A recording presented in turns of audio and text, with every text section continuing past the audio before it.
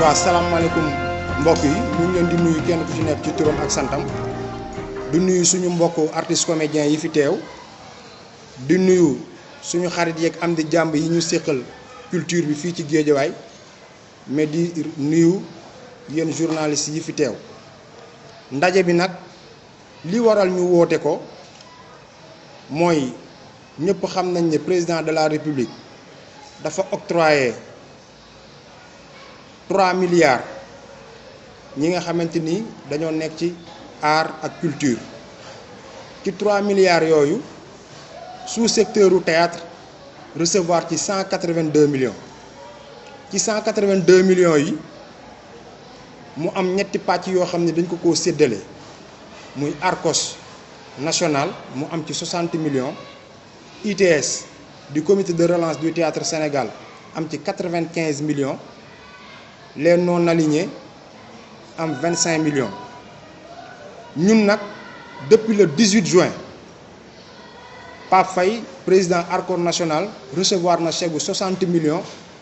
boo xamante ni ñi bokk Arcos bindu woon ñoo ko moom laaj nañ Arcos yi nekk Sénégal yépp kenn ku nekk joxe say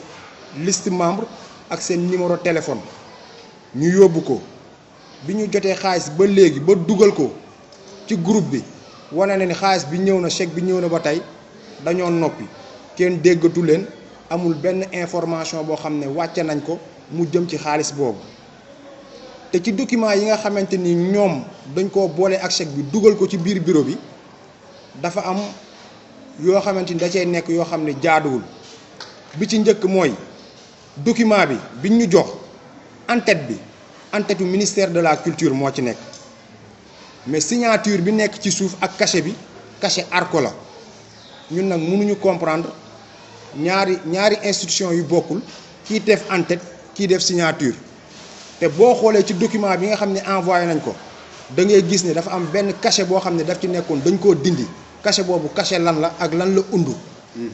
xaalis bi nag bi ko président di dimbalee acteurs culturels yi daf leen ko dimbali pour que dañoo toog lu yàgg yënguwuñu defuñu dara mu dimbalee leen ko pour que ñu jox ko artistes yi mu dem ci ñoom directement mais ñun 60 millions yi boobaak léegi waxuñu ñu séddale bi naka lay demee dégg nañ ne nag ñoom war nañoo daje wax nañ ci document bi ne dafa am benn projet bu tudd dëkkandoo vivre avec le virus bu ñu bëgg a mettre en place te xaalis bi du xaalisu projet xaalis bu ñuy séddale la artiste bu ci nekk lang ca yayool muy fukki dërëm mbaa muy téeméer mbaa muy junni nga jot ci léegi nag noppi googu ñu nag ak pataaral googu ñu pataaral moom moo ñu déranger parce que ñun fii ci Géejawaay dañoo yor bureau yor ay éléments yoo xamante ni boobaak léegi ñu ngi jot information fu ne te xamuñu xaalis bi ni mu demee di ko dégg fu ne léegi nag dañoo bëgg ñoom muy bureau national ñu xam ne xaalis bi du xaalisu projet xaalis bu ñuy séddale la mais yemul ci séddale bi rek moo ñu ñor mais dañoo bëgg mu am transparence mooy ne Arcos yëpp kenn ku ca nekk la nga mérito nañ la ko jox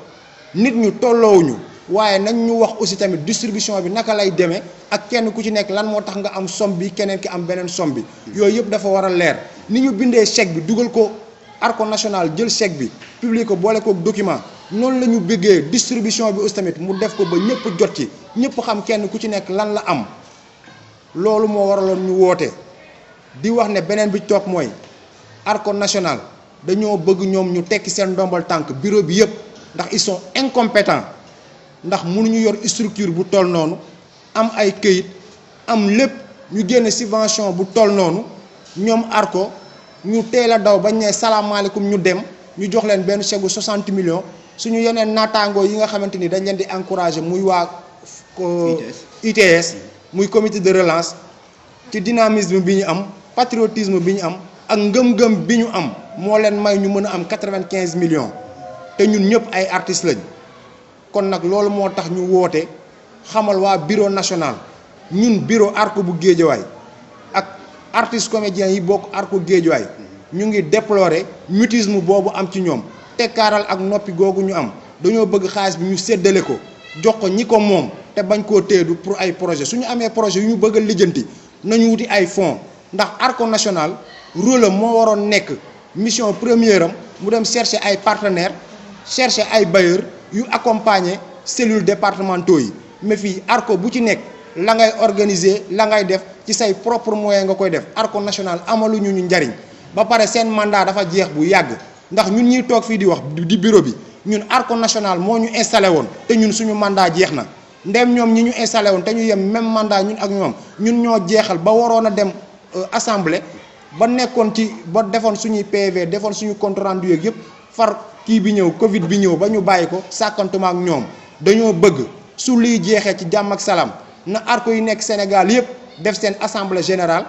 wut ay nit yu wóor yu sûr yu compétent yu am ngëm-ngëm ci seen bopp ñu représenté leen ñu taxawalaat leen beneen bureau national dañoo bëgg ndaje boobu ñuy woote samedi ñoom bu dee ay góor lañ dañoo war a démissionner ndax ils sont incompétents jariñu artistes yi dara.